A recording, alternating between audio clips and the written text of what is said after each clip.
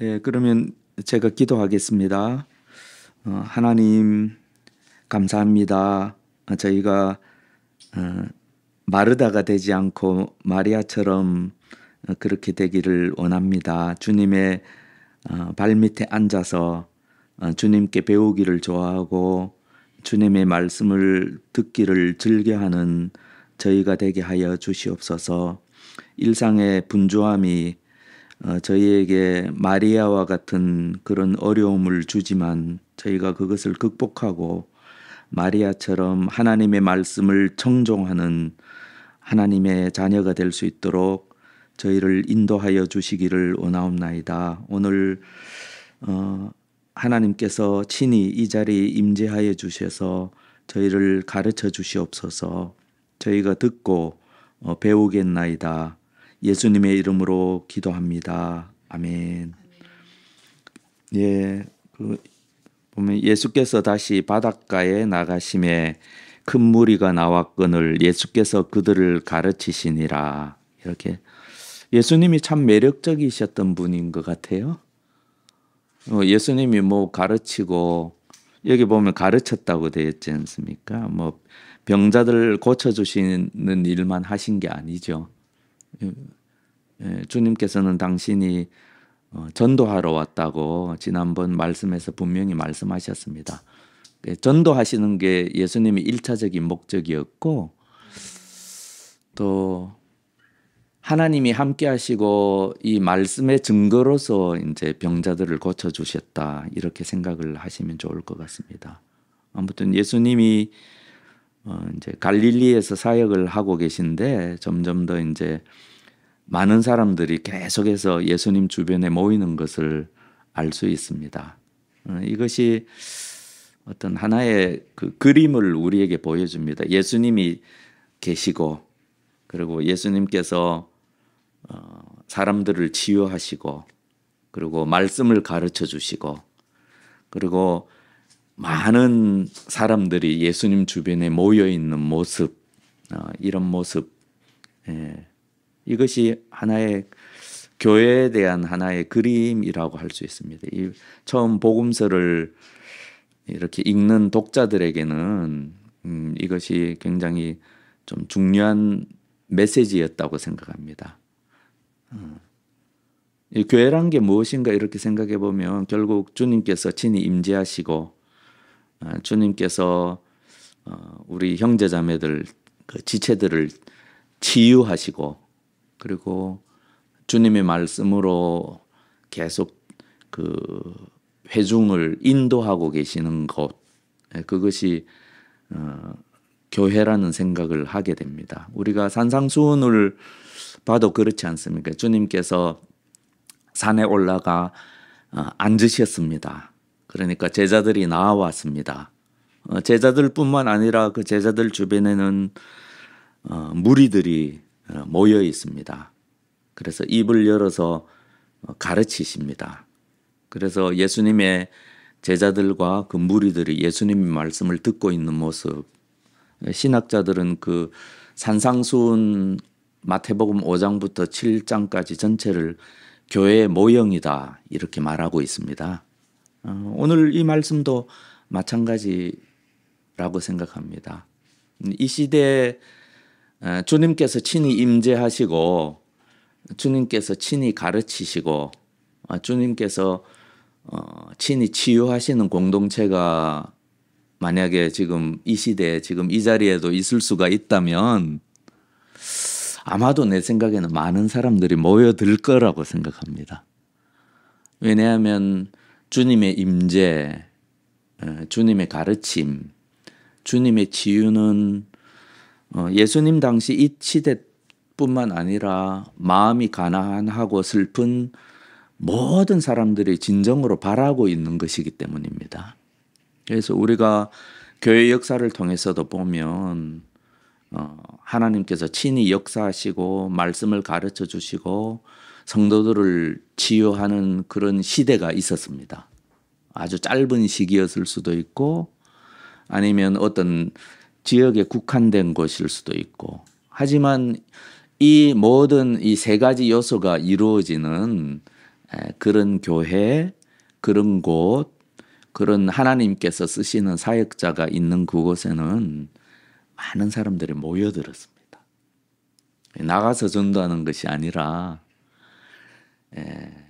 그곳에는 사람들의 소망이 거기에 있고 희망이 거기에 있었기 때문에 사람들이 외부에서 계속 교회로 몰려드는 그런 모습을 보게 됩니다. 그러니까 많은 사람들이 모인다고 해서 그곳에 하나님께서 임재하신다 이렇게 말할 수는 없습니다.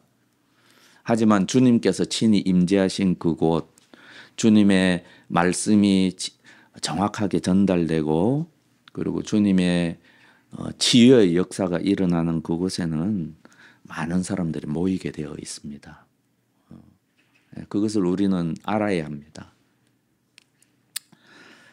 아무튼 주님은 매력적입니다. 이제 기독교에 실망하고 교회를 떠난 이 시대에 많은 사람들이 있지만 다 같이 한마디로 이야기하는 것은 나는 예수가 싫은 것은 아니다.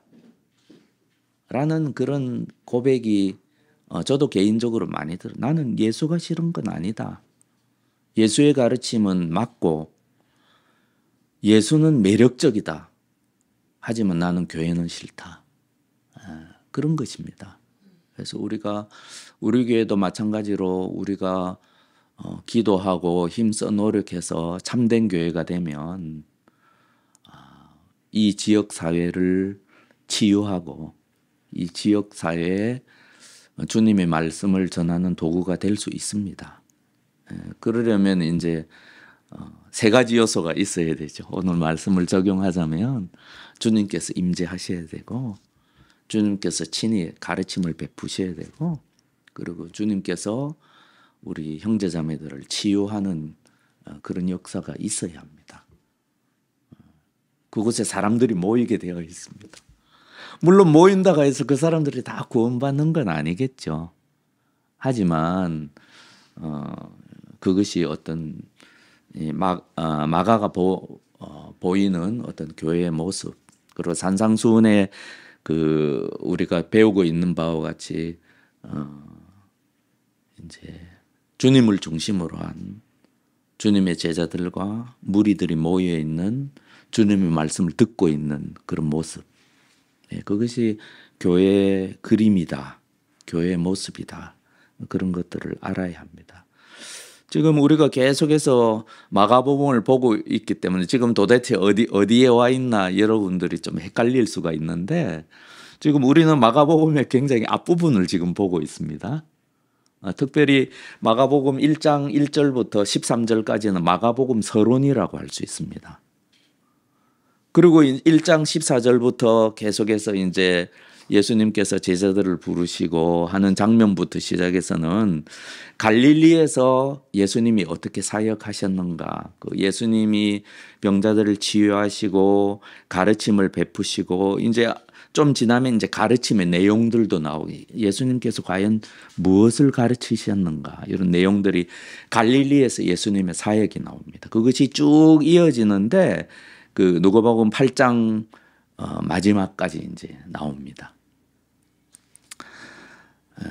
그래서 그 지금 흐름이 어떤 식으로 되어 있는가 하면 이제 지금 여기부터는 이제 그 이전부터 그렇죠. 이제 바리새인과 서기관들, 바리새인과 율법학자들과 예수님과의 갈등이 조금씩 시작됩니다. 그래서 이제 질문하지 않습니까? 지난번에도 이제 예수님이 그 이제 소자야 내 죄사함을 받았느니라. 그렇게 이제 중풍병자에게 말씀하시니까 서기관들이 도대체 이 사람이 누구기에 하나님만 죄를 사할 수 있는데 이 사람이 왜 이렇게 참남된 말을 하나 그렇게 의문을 제기하죠. 오늘 말씀도 마찬가지입니다. 예수님의 사역 가운데 중요한 게 죄인과 세리들에게 말씀을 베푸시고 그들과 함께 식사하셨잖아요. 그것에 대해서 사람들이 의문을 던지죠. 이 사람들이 왜 죄인과 세리들과 함께 잡수시냐? 왜 함께 먹는가? 저 사람들은 더러운 사람들인데. 이렇게 의문을 제기하기 시작하죠. 예, 그다음 본문에 보십시오. 요한의 제자들과 바리새인들은 항상 금식을 했습니다. 일주일에 2번씩. 근데 이상하게 보니까 예수님과 예수님의 제자들은 금식을 안 하는 거예요. 그래서 이제 예수님에게 의문을 던지죠. 예수님한테 물어보지는 않고 제자들에게 왜 우리들은 금식하는데 왜 너희는 금식 안 하냐? 예수님이 그 말을 들으시고 그 이유를 설명해 주시는 것으로 뭔가 갈등이 심화됩니다. 그리고 그 다음 본문에 보면 안식일에 사람을 고쳐주시죠. 이게 큰 문제가 되는 겁니다. 그리고 이제 계속해서 이제 안식일에 환자를 치유하시고 3장 보십시오. 이제 쭉 가다가 3장에 가가지고 이제 그 손 마른 사람이 회당에 있었죠. 그 안식일인데 예수님이 그들을 고쳐주셨죠. 예, 특별히 이제 바리새인과 서기관들의 완악함을 보시고 탄식하셨어요. 그리고 화를 내셨어요. 하나님의 뜻을 얼그러뜨리고 하나님의 뜻을 모르는 건 좋은데 얼그러뜨리고 하나님의 일을 방해하는 그들에 대해서 굉장히 예수님이 화가 나셨어요. 그래서 몇 가지 그들과 대화를 나누시고 병자를 고쳐주셨습니다. 그랬더니 어떤 일이 있었습니까? 이제 3장 6절을 보십시오. 바리새인들이 나가서 곧 헤롯 왕과 함께 어떻게 하여 예수를 죽일까 의논하노라. 예수님이 갈릴리에서 사역을 시작하시는 초기부터 예수님의 그 인생에는 십자가가 드리워져 있습니다. 벌써 초창기부터 이 바리새인과 서기관들, 특별히 이제 바리새인들은 종교적인 세력이었고 헤롯 왕은 정치적인 세력이거든요. 종교적인 세력과 정치적인 세력이 결탁해서 예수님을 어떻게 하면 죽일까? 초창기부터 이렇게 갈등이 시작됩니다. 이 갈등이 어디까지 쭉 이어지냐면 8장 가보십시오. 지금 마가복음의 흐름을 좀 설명드리는 겁니다. 8장의 그 마지막 부분에 한번 보십시오. 8장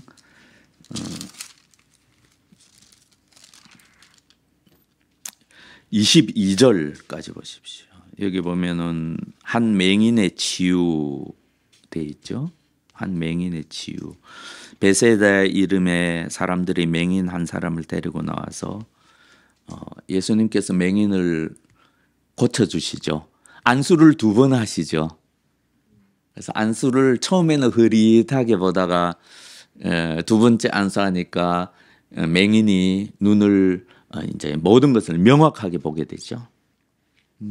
이것을 제가 우리 하늘지하 교회에서 한 2번 이상 설교한 것 같아요.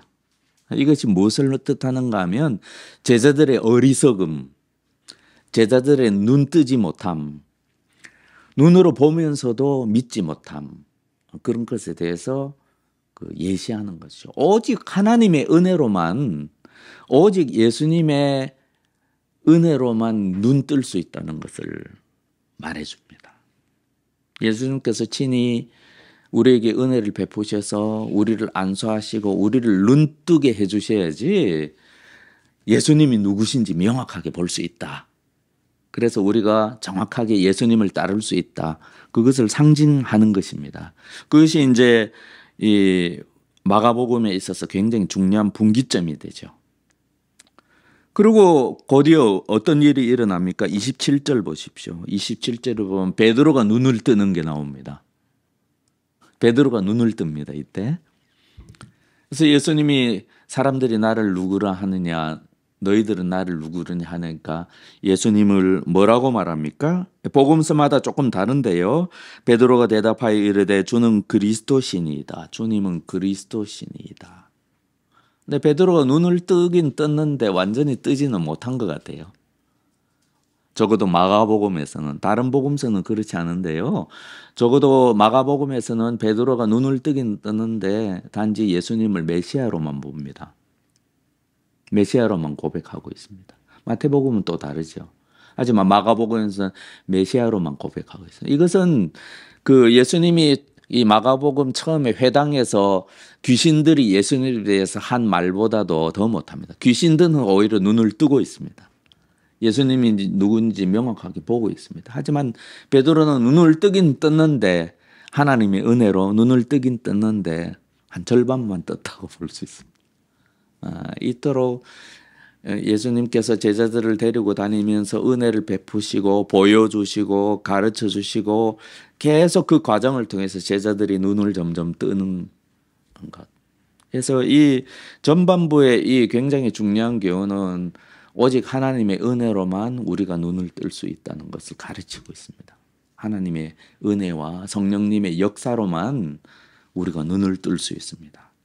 예수님이 누구신지 명확하게 볼 수가 있고 그분을 명확하게 따를 수가 있습니다. 예수님을 따른다는 것은 단지 우리가 예수님을 믿고 고백하고 그런 것을 의미하는 것은 아닙니다. 여기 보면 마가복음에서 계속해서 따름이라는 단어가 나오거든요. 이 따름이라는 헬라어 단어는 굉장히 강한 단어입니다. 그래서 예수님이 그 제자들을 4명의 제자들을 처음에 부르셨을 때 예수님은 모든 것을 버리고 예수님을 쫓았잖아요. 그 정도로 강한 단어입니다. 여기 보면은 보십시오. 오늘 본문에도 보면은 예수님을 따르잖아요. 누구가 따릅니까? 레위가 예수님을 따르죠. 그래서 지나가시다가 알페오의 아들 레위가 세간에 앉아 있는 것을 보시고 그에게 이르시되 나를 따르라 하시니 일어나 따르니라. 이 따름입니다. 예수를 따름, 예수님을 따름. 이것은 많은 것을 의미합니다. 적어도 마가복음에서는. 그 레위가 예수님을 따르고 또 어떻습니까? 그 세리와 죄인들이 예수와 그의 제자들과 함께 앉았습니다. 그리고 함께 먹고 마시고 있습니다. 이는 그러한 사람들이 많이 있어서 예수를 따름이더라. 이제 레위뿐만 아니라 세리들, 이 레위의 친구들이었겠죠. 그리고 그 밖에 많은 죄인들이 예수님을 따릅니다. 이것이 이제 지금 마가복음의 지금 흐름이죠. 예수님을 따름, 그 다음에 바리새인과 서기관들과의 예수님과의 갈등, 그리고 아예 갈릴리 사역 초기부터 바리새인은 헤롯 왕과 손잡고 예수님을 죽이기로 그렇게 작정한 상태입니다. 네, 그런 흐름이 계속 있는 것이죠. 우리가 여기 알페오의 아들 레위라고 기록된 이 마가복음의 전승과 마태복음의 전승은 조금 다릅니다.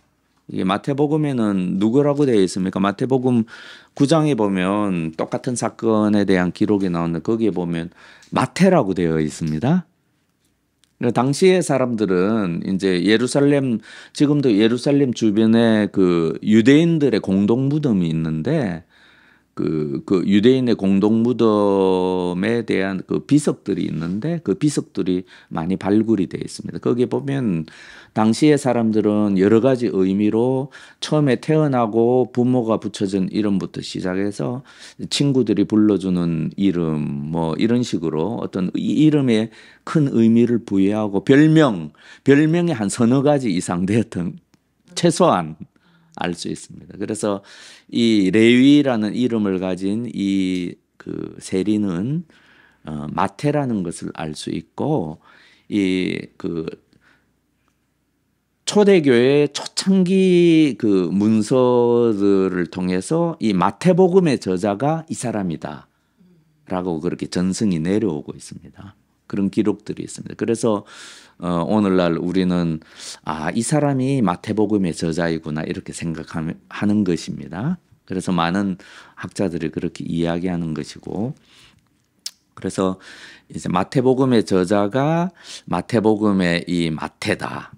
그 다음에 그것이 이제 그 마가복음에서는 레위라는 이름을 가진 사람이다라는 것을 여러분이 아시면 좋겠습니다. 당시의 세리에 대해서는 여러분이 잘 알고 있습니다. 그 로마 시대 예수님 당시의 세리는 한 3종류의 세리가 있었습니다. 그 참고로 그냥 알고 계십시오. 어떤 세리가 있었는가 하면 당시에 로마 제국을 통치하는 데 있어서 우리가 국가라는 것은 세금을 걷는 게 굉장히 중요하지 않습니까? 지금 오늘날 이제 세무공무원과는 좀 다릅니다. 그래서 로마 제국이 그 세금을 거둘 수 있는 권리를 팔았습니다. 그래서 어떤 지방 유지나 어떤 사람이 있을 때 그 사람이 원하면 뭐 입찰을 하든 어떻게든 이제 로마 제국이 너는 세금을 거둘 수 있는 권리를 나한테 주겠다라고 그렇게 허락했습니다. 그래서 이제 가장 입찰가가 높은 사람한테 당연히 좋겠죠. 뭐 여러 가지 또 다른 이유로. 그래서 어떤 로마 제국의 어떤 세금을 거둘 수 있는 권리를 얻어가지고 사람들에게 세금을 걷는 일을 하는 사람들이 있어요. 그런 사람들이 얼마나 로마의 속국이었던 이 이스라엘 사람들에게는 얼마나 꼴 사나운 사람들이었겠습니까? 그런 사람들이 있었고 또 어떤 사람들이 있었냐면 이제 또 두 번째로 어떤 사람이 있었는가 하면 이렇게 로마 제국에서 권리를 허락할 뿐만 아니라 그 많은 세금 거두는 사람들을 관리하는 역할을 하던 사람들이 있었습니다. 그 사람들도 세리였는데 특별히 삭개오, 누가복음 19장인가에 나오는 삭개오, 예수님께서 불러주시고 구원받은 그 삭개오를 세리장이라고 그렇게 표현하고 있지 않습니까? 그래서 세리들을 이제 관리 감독하는 그런 세리도 있었습니다. 세리장, 삭개오 같은 사람이죠.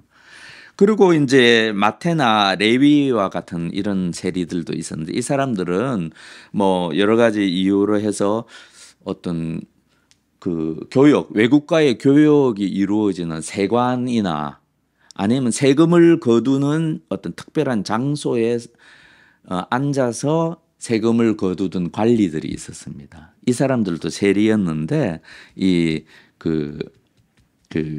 마태의 경우에는 이제 그런 세 번째에 해당하는 세리, 그러니까 세리가 이런 사람들이었다.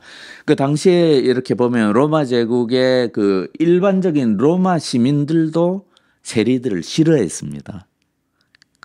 우리나라도 좀 세금 거두는 사람들을 좀 별로 좋아하진 않잖아요. 근데 미국 같은 경우는 굉장히 더하고 그 당시에도 그랬던 모양이에요. 세금 거둔 사람 누가 좋았겠습니까? 그리고 당시에는 법 체계가 지금과 달라서 이렇게 했습니다. 로마 제국이 이제 세금을 세리들한테 이제 한 해에는 이번 해에는 얼마만큼 세금을 내라라고 할당해 줍니다. 제국이. 그러면 이제 세리들은 그 할당량을 채워야 되는 겁니다.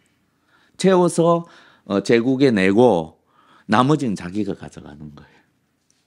그러니까 얼마나 이 욕심이 발동할 수 있는 그런 우리나라 세무공무원들도 옛날엔 지금은 전혀 그렇지 않지만 굉장히 부패했잖아요. 당시에도 아마 그랬던 거예요. 그러니까 막 일반적인 로마 제국 하에 사는 사람들은 세리라면 막 싫어했습니다. 뭐 대부분 이제 돈 많은 부자들이었겠죠. 싫어했습니다. 근데 특별한 의미가 있습니다. 이제 로마의 속국이었기 때문에 로마의 앞잡이 역할을 했던 그 세리들을 이스라엘 사람들은 싫어한 것도 있고 특별히 종교적인 이유로 싫어했습니다. 왜냐하면 세금 거두던 일을 하다 보니까 뭐 외국과의 교역이라든지 이런 것과 관련해서 세금 거둘 일도 많으니까 이방인들이나 소위 이제 바리새인들이 생각할 때 그냥 종교적으로 더러운 사람들, 정결치 못한 사람들과 많은 접촉을 하게 되잖아요. 그 사람들과 식사할 일도 많이 생기고 그러니까 이제 세리들은 종교적으로도 굉장히 더러운 사람을 취급하고 그래서 이제 죄인의 대명사가 된 겁니다. 이 바리새인들. 그런 정황에서 생각하면 왜 선지자라고 알려진 저 예수라는 작자가 랍비라고 알려진 저 예수라는 작자가 이 세리들과 함께 식사를 하느냐. 그것이 굉장히 문제가 되는 것은 왜 종교적으로 더러운 일을 하지? 왜 정결치 못한 일을 하지? 왜 더러운 사람들과 당시의 유대인들은 더러운 사람, 정결치 못한 사람들과 식사만 해도 자기가 더러워진다고 생각했거든요. 그래서 그게 이제 베드로가 그 고넬료 집에 들어가서 함께 식사하고 설교하고 안수하는 게 문제가 됐잖아요. 당시에 유대인들에게는. 왜냐하면 고넬료는 이방인이니까. 이방인들과 식사하는 것 자체가 종교적인 열심을 가진 사람들한테는 문제가 된 겁니다. 예. 그런 배경을 알아야지 이 말씀을 더 잘 이해할 수 있죠. 근데 예수님은 어떻게 하셨습니까? 세리와 죄인들과 함께 식사했죠. 계속해서 식사를 했습니다. 당시에 종교적인 열심을 가진 사람들에게 보기에는 너무나 이해가 안 되는 행동이죠. 그래서 예수님을 더러운 세리와 죄인들과 같은 더러운 사람으로 취급을 하게 된 것이죠. 예수님이 거기에 대해서 일종의 변명을 하는 내용이죠. 오늘은. 그러면 왜 예수님이 이렇게 하시는가? 이것이 교회에 굉장히 중요해요. 우리가 죄인들과 죄인들을 어떻게 생각해야 하는가? 뭐 이 시대의 동성애자들을 우리가 어떻게 생각해야 되는가? 우리 개인의 문제가 아니라 교회가 동성애자들을 어떻게 취급해야 될 것인지. 이 시대에 죄인들 있지 않습니까? 보통 죄인들이라고 말해지는 그런 거에 대해서 굉장히 그 예수님의 가르침 그리고 초대교회에서 과연 어떻게 해왔는지를 우리는 생각해야 됩니다. 예수님은 죄인들과 식사하셨습니다. 예수님은 죄인들과 식사하는 것이 당신이 더러워지는 것으로 생각하지 않으셨습니다. 오히려 예수님은 뭐라고 말씀합니까? 예수님이 그들을 고치는 과정으로 이해했습니다. 이 죄인들이 나를 더럽게 만드는 것이 아니라 내가 이 죄인들을 깨끗하게 만드는 의원, 의사의 역할을 하는 것이라고 나는 그렇게 하기 위해서 왔다. 그래서 이제 사람들 그 주님을 따르는 사람들을 나는 너희를 세상에 보낸다라고 그렇게 말씀하셨잖아요. 그러니까 분리되어 사는 것이 아니라 예수님이 주님을 따르는 자들에게 원하시는 것은 이 세상 속에서 함께 살면서 막 더러워지고 오히려 그들과 똑같아지고 오염되고 그런 걸 원하시는 것이 아니라 예수님이 하신 것처럼 그들 사이에 살면서 오히려 그들을 거룩하게 만들고 깨끗하게 만들고 오히려 영향을 주고 우리가 이 복음서를 처음 읽던 독자들이 그런 걸 생각하지 않았겠습니까? 정결의 문제, 더러워지는 문제, 깨끗하게 문제는 예수님이 명확하게 말씀하셨어요.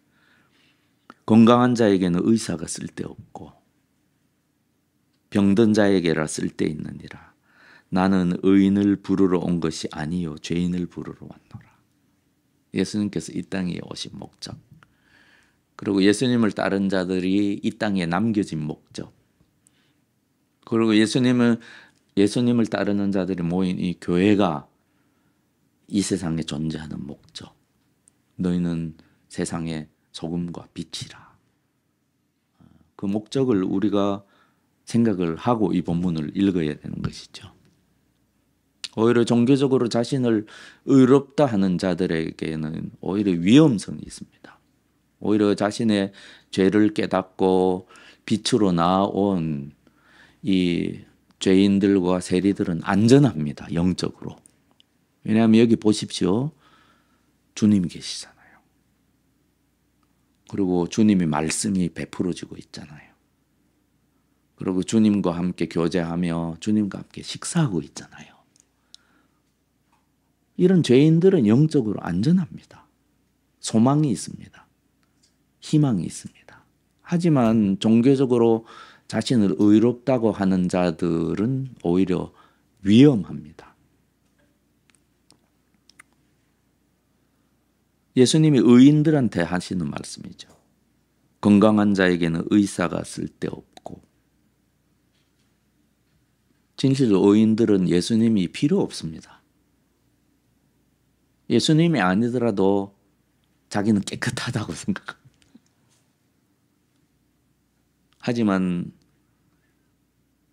마음이 가난하고 슬픈 자들, 애통해하는 자들, 이런 자들에게는 예수님이 필요합니다. 계속 필요합니다. 더 필요합니다. 그리고 예수님께서는 그들을 치유하시고 고쳐주시고 거룩하게 하시고 깨끗하게 하십니다. 이것이 어떤 교회의 그림, 교회의 모습입니다.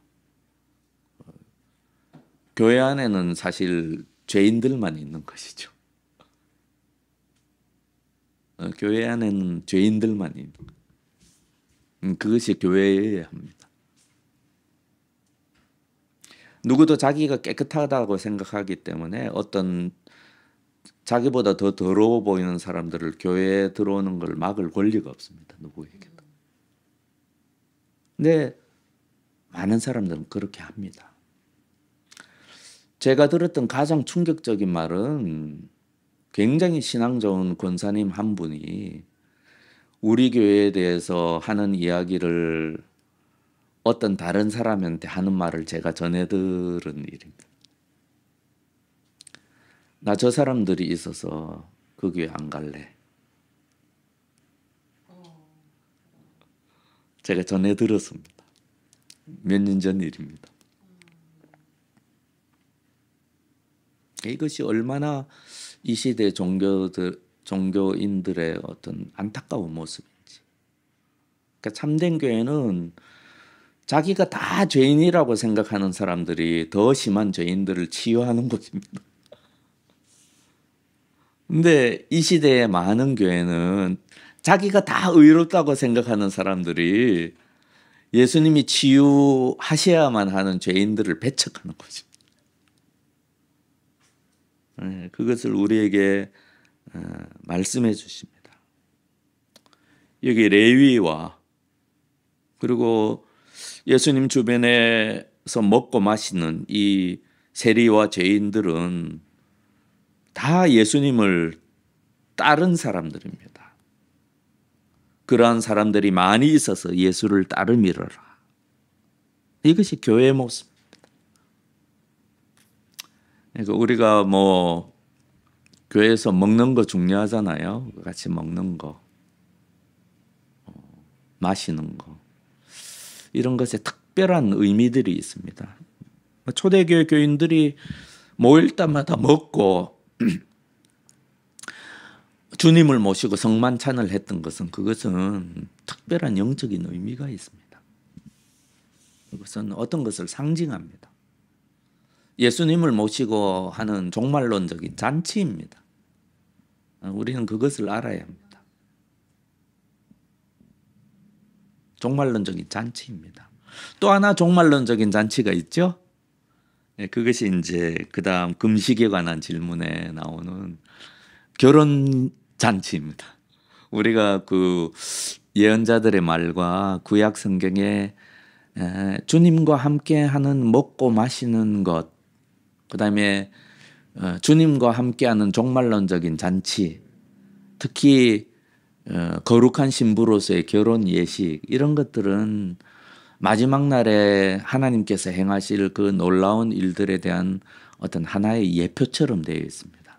그래서 그 다음 구절에 금식에 관한 질문, 이 구절에 보면 이제 예수님께서 혼인집 손님들이 신랑과 함께 있을 때 금식할 수 있느냐, 이렇게 혼인 잔치를 주님께서 예로 드시는 것입니다.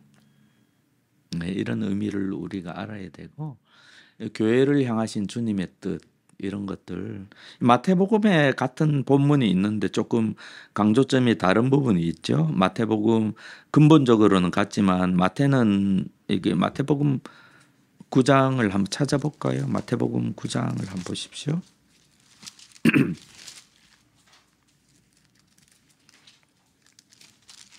마태복음 9장, 마태를 부르심 9장 9절에 보십시오. 여기 보면 결론에 보면 여기 뭐 하나가 덧붙여져 있습니다. 여기 보면 너희는 가서 내가 긍휼을 원하고 제사를 9장 13절입니다.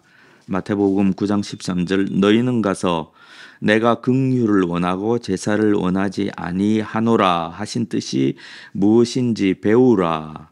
나는 의인을 부르러 온 것이 아니요 죄인을 부르러 왔노라 하시노라. 여기 내가 긍휼을 원하고 제사를 원하지 아니하노라 이것이 덧붙여져 있죠. 마태복음에는 이것이 호세아서 6장 6절의 말씀입니다. 호세아서에서는 그 인애, 그 인애 사랑과 비슷한 성경의 단어죠. 그러니까 이 긍휼은 불쌍히 여기고 사랑을 베품 이런 뜻을 가진 단어입니다. 이런 것이 복음서에 많이 나오죠. 12장 7절을 한번 보시겠습니까? 마태복음 12장 7절입니다. 마가복음 아니고 마태복음 12장 7절. 여기 보면 또 같은 뜻이 나오죠. 마태복음 12장 7절입니다. 신약성경 18페이지인데 12장 7절 보면 나는 자비를 원하고 제사를 원하지 아니하노라. 호세아 같은 본문이 나오고 여기는 나는 자비를 원하고 자비, 인애, 긍휼 이것이 성경에 굉장히 비슷한 뜻입니다. 그래서 이렇게 저렇게 번역되어 있는데요. 그 예수님이 그 종교적인 어떤 제사, 형식적인 제사, 뭐 금식, 뭐 심지어는 헌금, 또 그리스도인의 헌신 그런 것들을 원하는 것이 아니라 이 세상에 대해서 자비를 베풀고 인애를 베풀고 그리고 긍휼을 베푸는 그런 모습 그것이 예수님이 그 일을 이루기 위해서 오셨고 예수님을 따르는 자들도 그 일을 해야 된다. 그것이 이 세상의 죄인들을 향한 너희들의 자세가 되어야 한다. 그런 말씀을 여기서 하시는 것이죠. 그래서 형식적인 종교인들의 위험성이 이런 것이죠. 자기 스스로를 주님의 은혜로부터 단절시킬 위험이 오히려 형식적인 종교인들한테 있습니다. 열심히 있는 종교인들. 오히려 여기서 보면 오히려 여기 바리새인들과 서기관들이 오히려 이 예수님이 지금 예수님이 계세요. 예수님이 이 자리에 계시다는 것은 굉장히 특별한 것입니다. 근데 오히려 바리새인과 서기관들은 그 예수님의 은혜로부터 자기 자신을 단절시키고 있잖아요. 예수님을 이해하지 못하고 예수님이 왜 저렇게 행동하는지 이해하지 못하고 그들 예수님이 지금 오셨고 예수님께서 엄청난 놀라운 은혜를 베풀고 계시는데 지금 바리새인들과 서기관들, 형식적인 종교인들, 열심히 있는 종교인들 오히려 그 하나님의 그 베풀어 주시는 그 은혜로부터 자기 스스로를 격리시키고 단절시키고 있잖아요. 그럴 위험성이 종교인들한테 있는 겁니다. 실제로. 그래서 예수께서 그들에게 이르시되 건강한 자에게는 네가 건강한 자냐? 너는 나의 도움이 필요 없는 자냐? 오히려 너는 왜 저 사람들을 멸시하느냐? 저들에게 베풀어지는 나의 은혜를 왜 너희는 막으려고 하느냐? 이렇게 말씀하시죠. 이 시대의 종교인들한테 하시는 주님의 말씀이라고 생각합니다. 우리가 그렇잖아요. 누가복음에 보면 그 16장에 그 이제 돌아온 탕자 비유에서도 그렇잖아요. 여기서 이제 돌아온 탕자는 죄인과 세리들, 우리와 같은 사람들을 의미하죠. 예수님께서 그 하나님의 자녀의 본래의 지위를 회복시키시고 그 아들의 돌아온 아들의 그 더럽고 냄새나는 아들 깨끗이 씻기시고 새 옷 입히시고 이 반지를 끼워 주시고 온갖 집안에 있는 그 좋은 것들을 잡고 잔치를 베푸시죠. 그것에 대해서 이제 둘째 아들이 바리새인들을 의미하죠. 둘째 아들은 불평하지 않습니까? 오히려 하나님이 지금 현재 베풀어 주시는 은혜에 대해서 자기 자신을 스스로 격리시키는 거죠.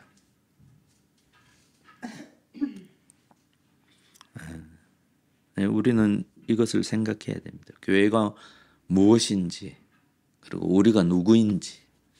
우리는 마태와 같은 사람입니다. 마태의 친구들. 그리고 자연스럽게 함께 식사하게 돼서 예수님의 은혜를 누리고 있는, 예수님이 임재의 은혜를 누리고 있는 이 죄인들, 그것이 우리들입니다. 네, 그것을 생각해야 합니다. 계속 조금 더 나아가 볼까요? 벌써 시간이 이렇게 됐네요. 오늘 조금 늦게 시작했지만 오늘 이까지 하고 마칠게요. 너무 좋으시죠? 빨리 마치니까. 이까지 할게요. 네, 조금 성경 공부에 조금 열심을 더해 주시면 참 좋을 것 같습니다. 네. 그래서 우리 눈이 너무 아프시죠. 이사야서 25장 6절부터 8절까지 한번 보시겠습니다. 굉장히 중요한 예수님에 대한 중요한 예언이거든요. 이사야서 25장 6절 8절. 네, 995페이지 구약성경 995페이지입니다. 몇 줄입니까? 이사야서 25장 6절입니다. 6절.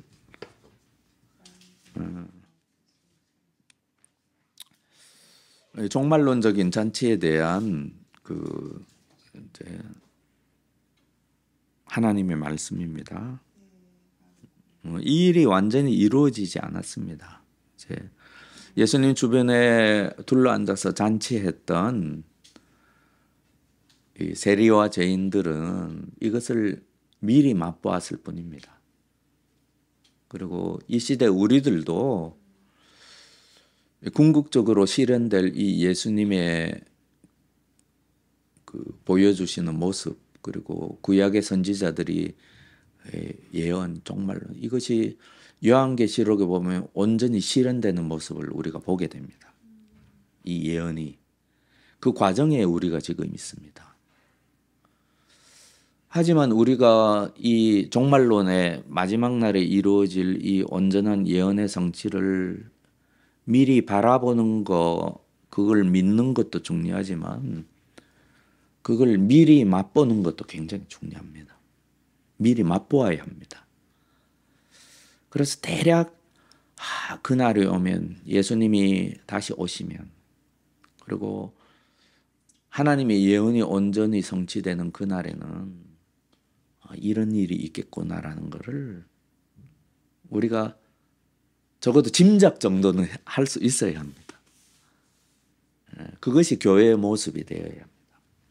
그래서 우리가 지체들과 함께하는 그 식사, 그리고 예배, 이런 것들은 어떻게 보면 종말론적인 어떤 그 구원의, 온전한 구원의 어떤 예표라고 할 수 있습니다.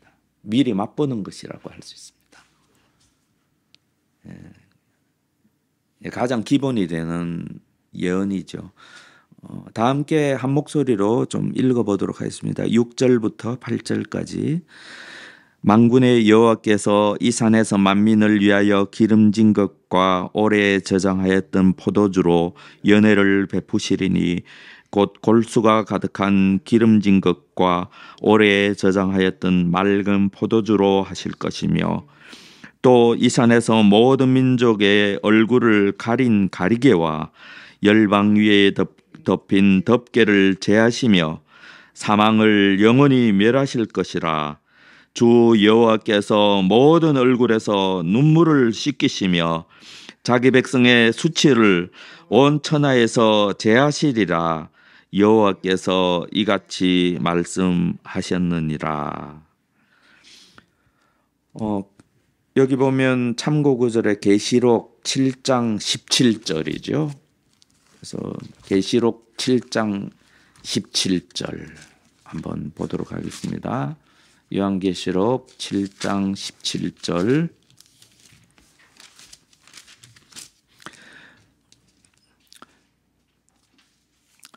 신약성경 406페이지입니다.